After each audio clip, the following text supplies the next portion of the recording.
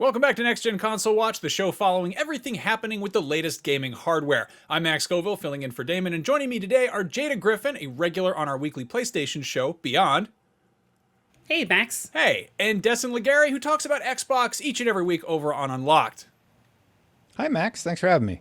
I'm happy to have you both. Thanks for coming by and hanging out. I was looking at this is actually episode 200, so we're having a big party. But anyway, this week we're talking about timed exclusives whose time has come, making them no longer exclusive. One of the big industry trends this year was games having massive success by launching on multiple platforms. For instance, Sea of Thieves launched in 2018 as an Xbox One console exclusive way back then, and then it came to PS5 in April of this year, and as of June it was the 13th best-selling game of the year, which is kind of good evidence that more games should try this approach. Final Fantasy XIV was console exclusive for PlayStation for over a decade before hitting Xbox Series back in March, and I'm sure it's doing just fine.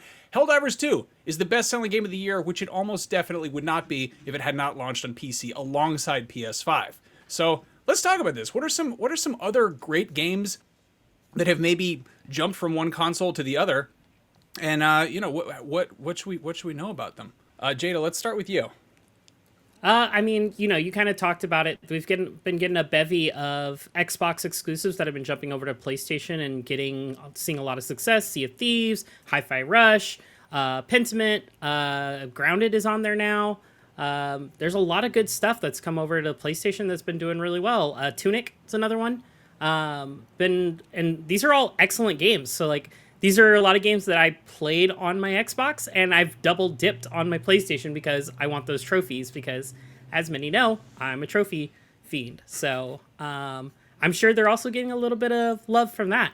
Now, Destin, what about you? What are some former PlayStation console exclusives that have since made their way into the Xbox ecosystem? The big one that I was really, really happy to see finally happen was Final Fantasy XIV. I think that had been a long time coming. Phil Spencer had been apparently working on this deal for a long time with Square Enix. As you may know, Final Fantasy XIV for years was on the PlayStation 3, PlayStation 4. It was released on the PlayStation 5 and, of course, on PC. And everybody was just kind of like, when is this going to finally come over to Xbox? Well, it finally did this year. And it's just nice to sort of see that it's been released everywhere at this point. That one took the longest.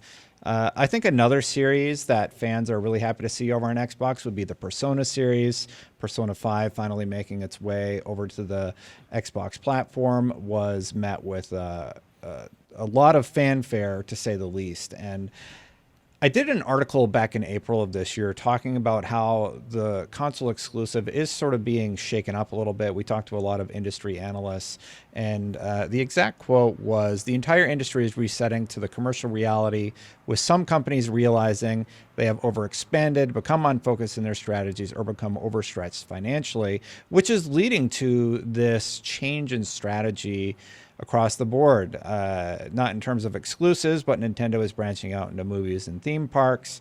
PlayStation is doing day and date with PC with certain properties like Concord, which I think is a good thing to see. And Xbox is just straight up putting games over onto the PlayStation platform. Games like Sea of Thieves, which, to your point, continues to be near the top, if not on the top of sale charts for months now on the PlayStation platform. And I think it's wonderful to see more people getting to play these games is a good thing. Yeah, that's a wonderful theory there, that if more people can play games, it's both more fun for the people playing them and more lucrative for the people making them.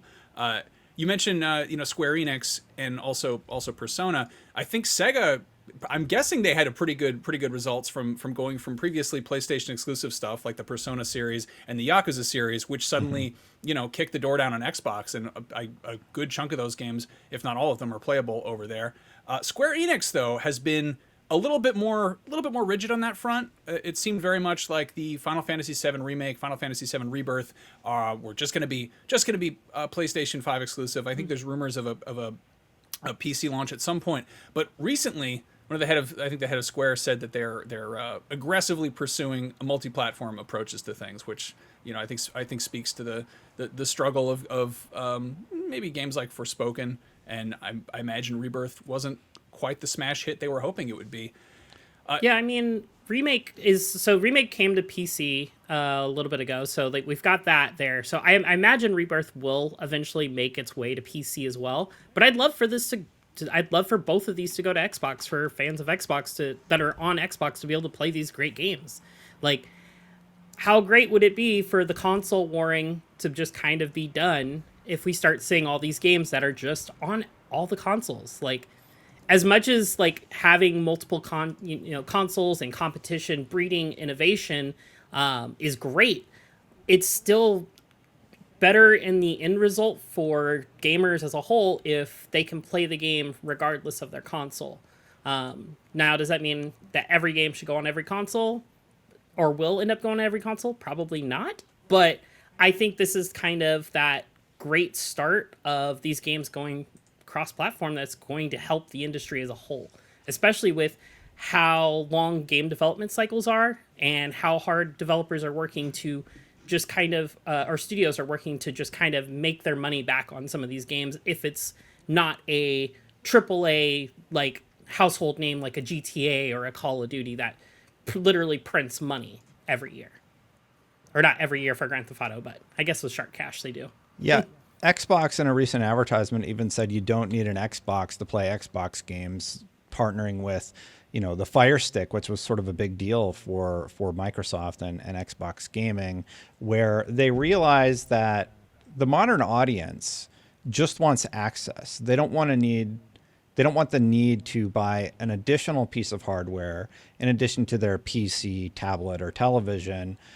What if Microsoft or PlayStation can just get those users in with a much lower barrier to entry? Now, cloud streaming admittedly isn't the best right now, but several years back, Sony in the 2022 version of Spider-Man seemed to indicate that they're planning to do a PC launch. They're planning to offer cross-buy, cross-save progression with their games, and they are looking at also expanding into this territory. So all of the industry right now is looking for more revenue streams, not fewer.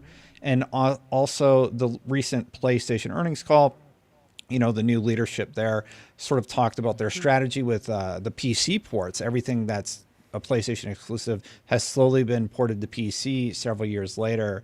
And the plan largely seems to take a page out of the book of Helldivers 2, and for any game that's multiplayer in that fashion, do day and date with PC and continue that, but for the single player experiences, do a windowed release and plan for those to eventually come to PC so that they can double dip. So there's no arguing that Sony has done very well, and this strategy seems to be implemented across the board regardless of company. Now, Nintendo is going to be the last holdout, of course, because they've kind of came up with a good strategy of having this locked ecosystem and not needing to expand. But even they are in a unique way for now. Time will tell if they end up doing some sort of PC version of their games or releasing on other consoles. The idea of Nintendo games on PC is just a bit hard to comprehend. I don't see that. I'll ever believe happening. it when I see it. Exactly. I agree on yeah. that one.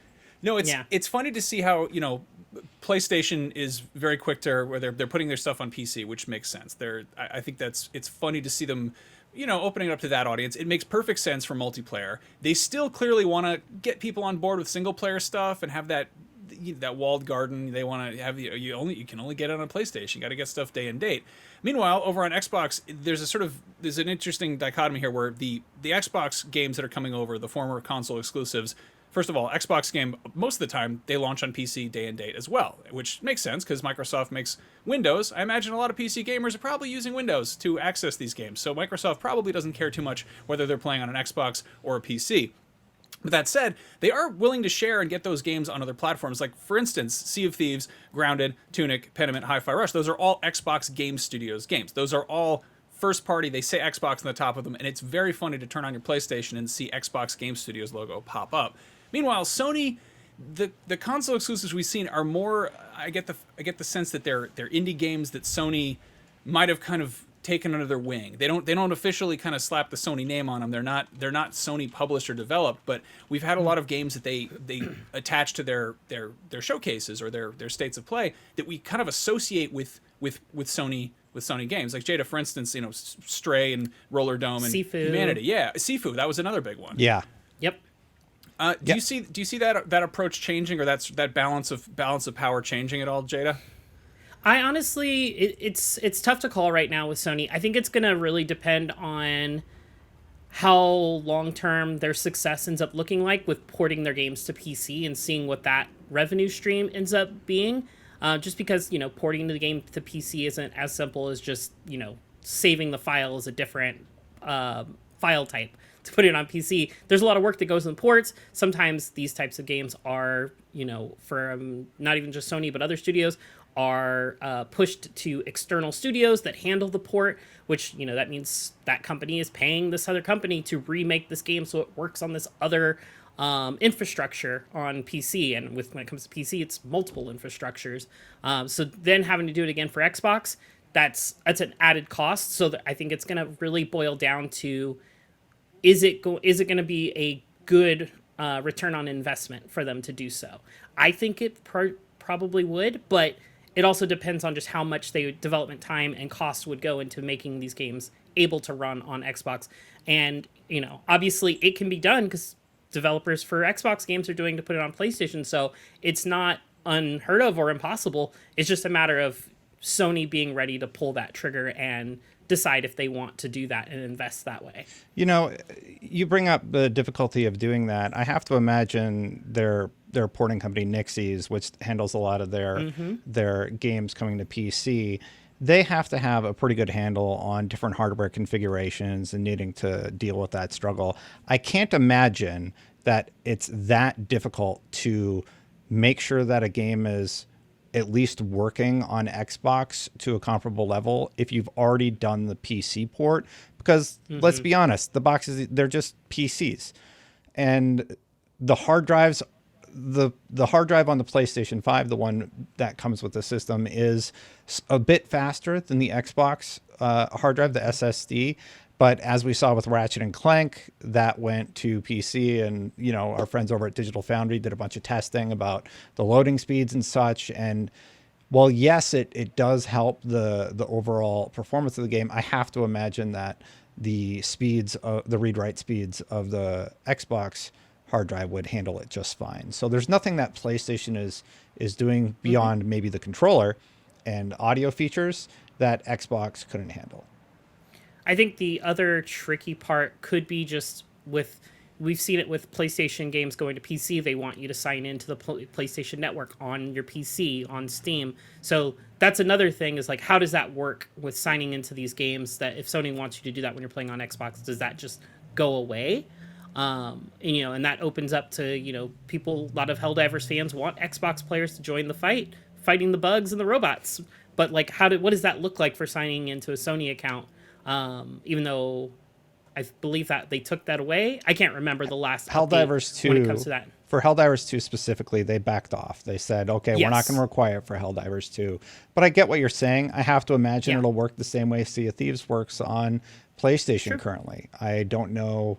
I haven't played Sea of Thieves on PlayStation. I've only played it on Xbox, but it's probably a one-time pop-up. You sign in, and for the record, I don't personally like that. I'm not a huge advocate for needing the EA account, the Ubisoft account, the PlayStation account, the Xbox account, the Steam account. Like, that's not a fun thing from a user perspective, but a lot of people are of the mindset of, what's the big deal? You sign in once and forget about it. Yeah, but now I have like 17 different accounts I have to remember my access information for.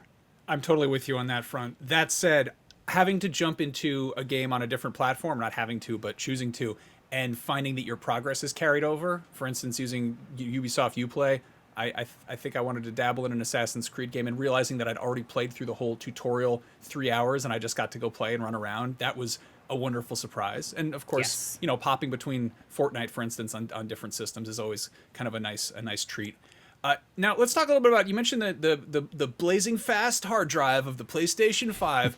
I want to talk about some of the upsides of playing a game that is exclusive on one platform before coming to another. This is kind of a no-brainer question. It's probably something of a dead horse we've been beaten a bit on this show, but it does bear worth repeating. Like, what are some advantages of playing a game that was previously Xbox exclusive on PlayStation 5?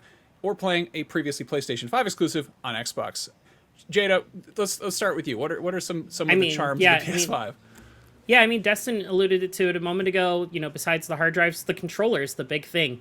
The haptics, the adaptive trigger, the microphone that's built into it. That's used quite a bit in a lot of games that are placed on PlayStation, even if they are multi-platform. There's things that are made unique for PS5 experiences that you just don't get on other consoles. At least, I mean, like, the audio will play, but it'll play through your TV, and it's a little different when you're playing a game. And like, take Resident Evil 4 remake that dropped last year. Like, anytime you get a call, like, that came through the speaker on the PlayStation controller, and me being the big dork that I am, would hold the controller up to my ear like a telephone. Like, that's just what I was doing. And it's very goofy, but it's goofy in the best kind of way, to be able to have those kind of experiences. And so, like, that's something that only PlayStation offers. Obviously there's also, PSVR 2. Now, like, we've talked about it on Beyond, like, the lineup isn't super amazing when it comes to first party games. Existent? Yeah. I mean, there's some good stuff that's out there. No, yeah, for sure. It is lackluster, I'd say, at best. There's some great games on there. There's some great ports from other things, but a lot of those games I already played on my PC with my VR headset. So it's kind of hard for me to want to reinvest more money just to play them on PlayStation. And I guess it's just I'm not as big of a fan of replaying a game in VR for trophies as I am with like a regular game, because playing in VR, it requires a little bit more time and dedication and setup. I have to make sure my cat is not in the room so he doesn't chew the cable, because he loves to chew cables. So it's like one of those extra things I don't want to, like, when I want to do VR time, I have to like set aside specific VR time. But I would love to see, there's probably some great games that are going to be launching on Xbox that would be great in VR. Indiana Jones, I think that would be a fantastic VR experience if that ever came to PlayStation. And so, like, that's one of the benefits. So who knows if that will end up ever happening, but that's something I would look forward to. It's worth mentioning that the PlayStation VR 2 used to be console exclusive, and it is now going to PC as well. We're getting PC support for that, I think, later this year. But yeah, a handful of games that launched as PlayStation console exclusives eventually got VR features and eventually went multi-plat. For instance, Tetris Effect connected, No Man's Sky, and then Humanity, which I think is on Game Pass right now. All of those have PlayStation VR modes. So anybody who's familiar with those, having played them on Xbox, suddenly getting their hands on I don't know, maybe they won a contest or something, they got a PS5 and a PSVR 2. That is definitely another layer to check out. VR does add a certain amount of depth to the experience, but You also asked about benefits of playing on other platforms, though. And I think the main benefit is simply getting to experience a lot of these games. But there is a strong argument to be made for a game like Returnal on the PlayStation 5 and experiencing that with the haptic feedback. That was one of my favorite games that year. I absolutely adore Returnal. And getting to feel that haptic feedback, how every weapon feels differently, and that direct vibration feedback. I was trying not to use feedback again. Giving you a sense of how the combat flow changes moment to moment or weapon to weapon was really, really powerful. This is one of my favorite games that I would recommend to anybody who's into this style shooter or even interested in it. It was absolutely phenomenal. And it's one of the best uses of the controller, in my opinion. And in the VR space, I think everybody would agree with me in saying that Gran Turismo 7 had one of the best implementations of PlayStation 2 VR. So, I knock it because it hasn't gotten the adequate support that I feel it needed. But the games that really went with it, like Gran Turismo 7, they really, really nailed it. And it's one of the best uses of VR in a racing game that I think I've seen. So when it comes to playing these games on the hardware that they're designed for, I do think PlayStation has gotten a lot right, and Xbox, there's rumors that they're going to try and do a controller, but they don't seem to have any interest in tackling the VR thing. So there's more benefits to playing on the hardware it's designed for versus on a different platform, to answer your question, Max. Now, Destin, what are some of the advantages for games that got their start as console exclusives on PlayStation? What are some of the upsides to playing on Xbox Series? Well, for me, when you're playing on the Xbox Series X, one of the big advantages of that particular hardware is that it takes all the old games that you have in your library and enhances them. I think that is one of the big benefits for playing on that console hardware. Booting up Fallout 3 or Assassin's Creed 1 and realizing that they've just updated those games and they look absolutely phenomenal on your Xbox Series X was a delightful surprise, to say the least. And quick resume is really nice if you're jumping between games, or you've turned off your console, you come back, you're into it instantaneously. That's something that PlayStation is okay at, but could be a little bit better about. But those are two features that I've really enjoyed about the Xbox Series X this generation. Destin, I haven't tested it, but I know, like, say on PlayStation, when it comes to games, like, I have an external hard drive equipped to or attached to my PlayStation, but I can only play PS4 games off of that. I can't play PS5. Does the Xbox Series X distinguish between, like, external drives? I don't think it does, right? There is a feature that allows you to utilize an external drive, but I would have to do more research to give you a better answer. I don't quite know the correct answer to your question, but I do know it supports something in that vein the same way PlayStation does. I know you can port your games from your One X over to your Xbox. Like, this is all my footage from launch day, so you're bringing me back to to that time. Now, and I don't quite remember how you do it. I think we're showing the transfer via hard drive or network right now. Jada, I think that's a trick question, because on a Series X, you don't need an external hard drive. You can fit a whole lot more games on there without having to delete everything every 20 minutes. That is true. That is true.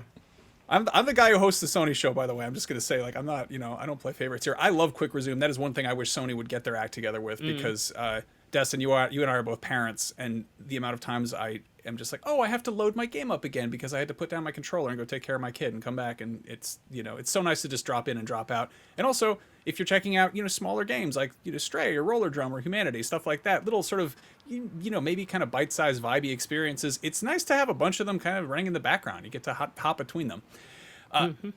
Now let's what are some console exclusives that we would like to see jump ship to the other side? Destin, let's start with you.